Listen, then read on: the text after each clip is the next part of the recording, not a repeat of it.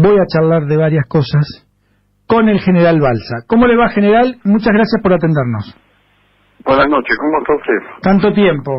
¿Cómo anda? Sí, hace bastante tiempo que no conversamos. Hicimos una nota de televisión, les cuento, con el general Balsa yo fui a cubrir la guerra en los Balcanes, en los puestos que tenía el ejército argentino, las Fuerzas Armadas Argentinas en cascos azules, en un lugar que se llamaba Grubizno Polje, en Croacia, y también posiciones que tenía en un pequeño enclave que había allí de serbios, que luego, bueno, hubo un desastre humanitario mucho tiempo después, ¿no?, sobre el final de la guerra. General, ¿qué está haciendo usted? ¿Qué hace los domingos, por ejemplo? ¿Qué hace los domingos cuando no hay fútbol y no sufro con River? Sí, le vendieron a Barovero. No le vendieron, se fue. Bueno, pero ya nos vamos a volver a armar. Confío en eso. Me dijeron que va al cine. Hago muchas cosas, voy al cine, voy a nadar también, aprovecho los domingos, estoy con mis nietos, escribo algo. ¿Cuántos nietos tiene? Es lo mismo que hago los días de semana. ¿Y está todo el tiempo aquí en Buenos Aires? Sí, desde que terminé mi función, 12 años afuera, 8 en Costa Rica como embajador y casi 8 en Colombia como embajador y luego casi 4 en Costa Rica. He regresado ya a este maravilloso país que es nuestra Argentina. General, son fechas especiales porque estaba pensando hoy o ayer cuando sabía que iba a hablar con usted y me imaginaba qué lugar, en qué sitio, en qué momento, en qué tensión, en qué emoción y en qué sentimiento estaría usted hace tantos años en Malvinas cuando estaban a 2 días de ceder las posiciones, ¿no? Un día 12 de junio, dice usted. Sí, más o menos, 12, 13, 11. ¿En qué estarían? ¿Cómo estarían? Los días 10, 11, 12, 13, hasta el mediodía aproximadamente del día 14 de junio fueron los días de los combates más intensos, la batalla de Puerto Argentino. Hoy es día 12 de junio. Mañana para mí es un día muy especial. No solo porque el 13 de junio quizás fue el día de los combates más intensos, los bombardeos más intensos ingleses y los duelos de artillería, la artillería argentina y británica, sino porque el 13 de junio de 1982, como el día de mañana, igual yo cumplo años. Oh. El día 12 de junio, un día como hoy, fueron combates muy intensos donde recibimos fuego aéreo, naval y terrestre de la artillería inglesa diurno. Normalmente los duelos de artillería eran nocturnos. Fueron combate intenso, había caído Montelondo en la noche del 11 al 12 de junio. Sí. De manera que fue un día muy intenso y por supuesto continuó eso hasta que se produjo el cese del fuego, que fue la rendición, el día 14 de junio, aproximadamente alrededor del mediodía. Ustedes en esos días, los anteriores a esta fecha de hoy, 12, 10, 4, 5, 10 días atrás, ¿ya visoraban la posibilidad o creían que sus jefes, las autoridades militares, se iban a rendir o que ya no había oportunidades, que no había otra posibilidad? Bueno, no solo unos días antes, como usted dice, producida esa recuperación transitoria ansiada por todos los argentinos, porque fue una recuperación de algo incuestionablemente nuestro, pero luego ahí ese 2 de abril se transformó durante todo el resto del mes de abril de 1982 en una crisis pésimamente conducida por la dictadura, y se llegó a una absurda y jamás planificada guerra que se inició el 1 de mayo a las 4:42 de la mañana cuando la Fuerza Aérea Británica bombardeó el aeropuerto y luego atacó las posiciones cuando amaneció. Eso fue una guerra absurda. Como profesional no podía dejar de ocultar, independientemente del sentimiento patriótico, como todos los argentinos, de la recuperación, pero ver en qué nos estábamos metiendo, en algo jamás pensado, y sobre todo profesionalmente, para combatir en un terreno, en una zona insular. Esas islas están a 500 kilómetros del continente. Se necesitan, y los ejemplos históricos de las guerras, particularmente de la Segunda Guerra Mundial, para intentar tener un mínimo de éxito en un terreno insular, se necesita tener control absoluto del mar, sí, y dominio o superioridad aérea local sobre las islas. Hay muchos ejemplos históricos que no hace falta nombrarlos en este momento. Nosotros carecíamos totalmente del control del mar por varios motivos. Una, porque la flota de mar se sustrajo del combate, no salió. Nuestra armada combatió muy bien con el Batallón de Infantería Marina número 5 y con la aviación naval. El BIN 5 de Robacio, ¿no? El BIN 5 de Hugo Robacio, sí señor, gran amigo que ha fallecido hace unos pocos años.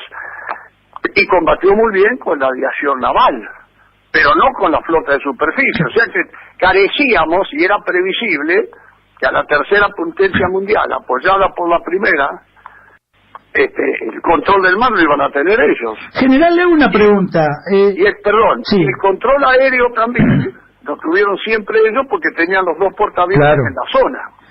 De manera que sin control, sin dominio o superioridad aérea en la zona, en las islas, y sin control del mar, era imposible intentar un éxito. Claro.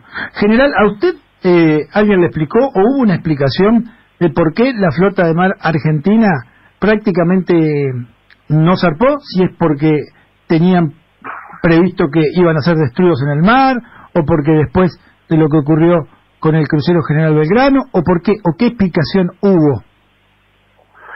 Bueno, a mí nadie tenía por qué darme ninguna explicación, porque en aquel entonces yo era teniente coronel, jefe de una unidad táctica. Digo, por los años. Por los años. No, escuché por ahí, que era lo primero que usted dice, que si la flota de superficie salía, iba a ser aplastada por la flota británica, lo cual era previsible. Sí, los submarinos. En aquel entonces, sí, hay un almirante, yo lo digo en uno de mis libros, que se llama Malvinas, Gesta e Incompetencia. Hay un almirante británico, un almirante del Reino Unido, dijo que ellos tenían 4 submarinos atómicos. Sí. Si eso es cierto, no es cierto, no sé. Me remito a lo que ese almirante dijo. Uno tenían de propulsión atómica, no emplearon bombas atómicas. No, pero de propulsión nuclear sí. El crucero, la Argentina fue hundido con torpedos viejos, pero la propulsión atómica, o sea que el control del mar era total. Sí, claro. De manera que dijeron que si salía la flota iba a ser destruida. Entonces, ¿para qué vamos a una guerra? Los hombres del ejército, de la Fuerza Aérea y de la aviación naval y de infantería marina peleamos hasta el último momento. Pero claro, fue una guerra improvisada. En todos los niveles, ¿no? Militar, diplomático, político. Sí, pero rescato, por eso un libro mío se llama Gesta e Incompetencia. Rescato a aquellos que combatieron. Claro. Yo soy uno más. Ni fui el mejor, ni nada por el estilo. Fui uno más, un soldado más que peleó. Pero combatimos no por la junta militar, por ese disparate que fue combatimos por un sentimiento. Y si no lo hubiéramos hecho, todos nos hubieran criticado. Pero éramos conscientes, y así mis soldados, esos litoraleños, particularmente correntinos, pero también misioneros, chaqueños y formoseños, combatieron junto con otras unidades, con muchas otras unidades. Combatimos hasta el último momento sabiendo que el resultado iba a ser el que fue, que la derrota evidentemente iba a llegar más temprano que tarde. General, Pero también reconozco que los británicos, sabiendo que la victoria iba a ser suya, no ahorraron sacrificios para lograrla y combatieron muy bien también. claro. En el caso mío, los primeros que felicitaron a mi unidad por la forma como había combatido, y me refiero al día 16 de junio, fueron unos oficiales y suboficiales británicos. General, usted, más allá de toda esta situación que vivió en Malvinas y lo que ha expresado y lo que ha dicho con el correr de los años, además hay otro hito en su carrera, que es 1995, durante la presidencia de Carlos Menem, cuando usted, en el programa de Neustadt, ¿no?, hace una declaración que es históricamente considerada como la primera autocrítica profunda de las Fuerzas Armadas sobre la violación de los derechos humanos durante el proceso de organización nacional. Quiero preguntarle, hoy los pares de la época, los que siguieron, las camadas democráticas durante gobiernos democráticos de las escuelas militares, ¿lo reconocen, lo consideran o hay algunos que no quieren saber nada con usted? Vea, no me he preocupado por eso. En su momento no fue el mensaje del general Balsa, fue un mensaje institucional del ejército argentino, que obviamente lo tiene que dar el jefe del ejército. ¿Pero todos pensaban como usted? No hubo una encuesta para decir si todos o no. Lo que le digo es que yo me sentí acompañado por mis generales, por mis oficiales y por mis suboficiales. Fue un mensaje institucional. Me sentí acompañado en su momento, en ese martes 25 de abril de 1995, por muchísimos retirados. Obviamente que no por todos. Hoy hay algunos nostálgicos del autodenominado proceso de reorganización nacional. Quedan, ¿no? Bueno, no sé, aprecio que quedan, pero el disenso, yo respeto el disenso. Pueden pensar eso. El ejército debía a la sociedad una respuesta, no por lo que habían hecho los hombres que yo mandaba, pero lo que habían hecho otros, e institucionalmente se había afectado la sociedad. No obstante, eso fue en el 95 y yo entregué el mando del ejército prácticamente a fin del siglo pasado. Me sentí acompañado, mandé el ejército desde ese martes 25 de abril del 95 prácticamente hasta el 31 de diciembre del 99 sin ningún problema. De manera que no fue un mensaje de Balsa, si no, no hubiera tenido valor, pero sí fue un mensaje institucional de la fuerza. No lo podía haber dado si no me sentía acompañado por mis generales, mis oficiales y mis suboficiales. No le quiero robar más minutos. En otro momento sí me voy a comunicar para charlar algunos temas también con usted, seguramente, y recordar los tiempos en los Balcanes. También lo recuerdo Usted participó, fue jefe del desfile militar cuando se produce la asunción de Menem, ¿no? Hacía muchos años que no había un desfile militar ahí en esta Avenida de Mayo, ¿no?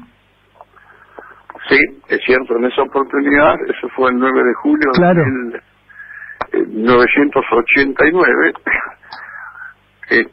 yo ascendí a general a fines del año 1987, entonces el presidente Alfonsín decía los destinos de la nación. Él fue el que me entregó el diploma del sable de subteniente, de jefe, de general de brigada. Ocupé distintos cargos y luego en el año 89 era comandante de institutos militares, era general de brigada yo. Claro. Fui comandante de las fuerzas de desfile y en esa oportunidad, en la Avenida de Mayo, frente al pasaje Barolo, le presenté los efectivos del desfile. Exacto. Al presidente Menem fue la primera oportunidad en que yo vi a 1,5 metros al presidente Menem. Yo me acuerdo primero porque es un hecho histórico, ¿no? Ese momento había muchísima gente, además, y yo trabajaba en Radio del Plata y que el general, usted creo que estaba en una tanqueta o en un transporte de personal o algo así, y subí un jeep, sí, y me pasé al jeep con los cables porque no había celulares y los walkie-talkie en el medio de las comunicaciones no funcionaban y con un cable de móvil ahí lo sacamos al aire al general Balsa. General, el país hoy, en términos de su estructura militar, que es un tema, el presidente habla de modernización de las Fuerzas Armadas y creo que usted está de acuerdo. Hoy, ante una hipotética e improbable situación de carácter militar con cualquier país, no tenemos nada, ¿no? No tenemos prácticamente nada para responder. Bueno, yo no sería tan terminante como usted. Yo no estoy conduciendo el ejército en estos momentos, pero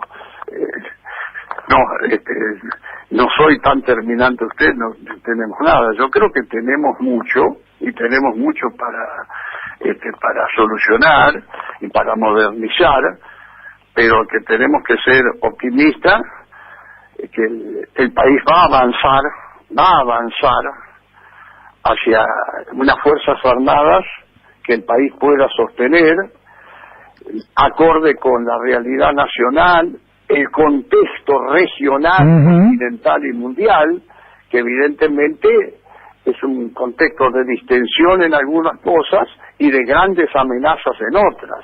Yo creo que todo político en última instancia tiende a tener las Fuerzas Armadas que el país necesita y puede sostener. Mire, si usted me da 2 minutos... Claro, ¿cómo no le voy a dar? Le digo, el ejército... yo me recibí en 1955, ¿Qué año?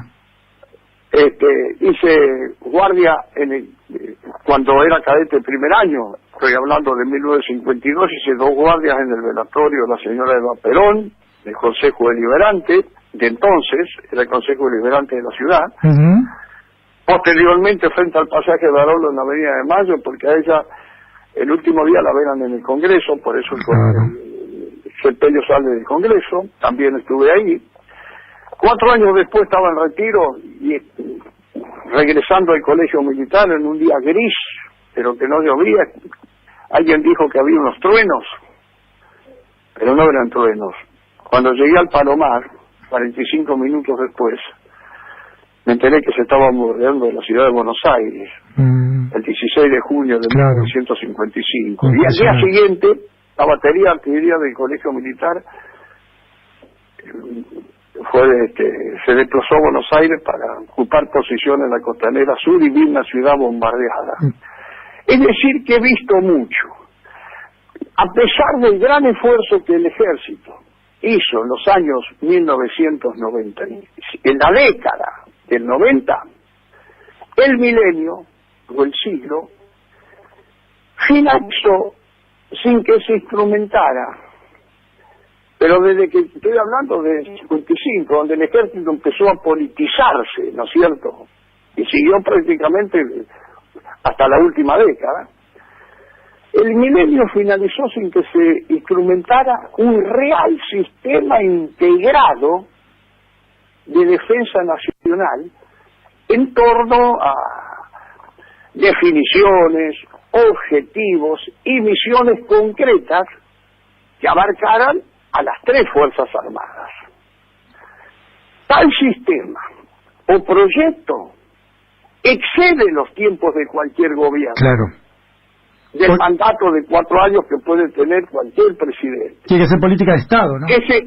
Claro, ese proyecto requiere continuidad, pero también requiere una mirada desideologizada, de corto, de mediano y de largo plazo, garantizado mediante un compromiso de las principales fuerzas políticas, porque no es que asume un presidente y tiene que hacer, o a veces como yo he escuchado, empezó un nuevo ejército, una nueva fuerza armada. No, el ejército tiene 200 años con sus luces, con sus sombras, pero acá tiene que haber un compromiso en todo, garantizado por lo menos con las principales Fuerzas Armadas, porque tiene que ser corto, mediano y largo plazo. Y los años anteriores, estos 10, 12 años del kirchnerismo, ¿se perdió tiempo también en este tema? ¿Alguien propuso algo de ese tipo y no se pudo hacer?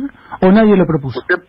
No, quiero ser prudente y no opinar por algo que esto que usted me pregunta lo desconozco. Yo estos 10, 12 años he estado en otra función, afuera de nuestro país, cumpliendo de la mejor forma posible el rol que se me había asignado como embajador en Colombia, en Costa Rica.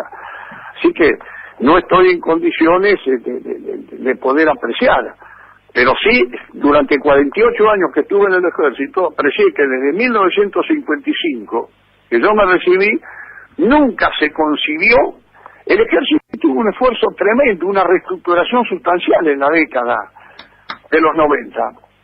Es una reestructuración, una reforma autoimpuesta, no compatibilizada por directivas del poder político. Claro, quiero ser claro en esto. No, está claro. Y que otro gobierno después la continuara o la mejorara. Tiene una mirada desideologizada de corto, mediano y largo plazo, garantizada mediante un compromiso de las principales fuerzas políticas. No se le puede pedir a un gobierno que en un mandato de 4 o aún de 8 años transforme lo que es necesario transformar, y no se ha hecho en más ni siquiera en toda la compatibilizando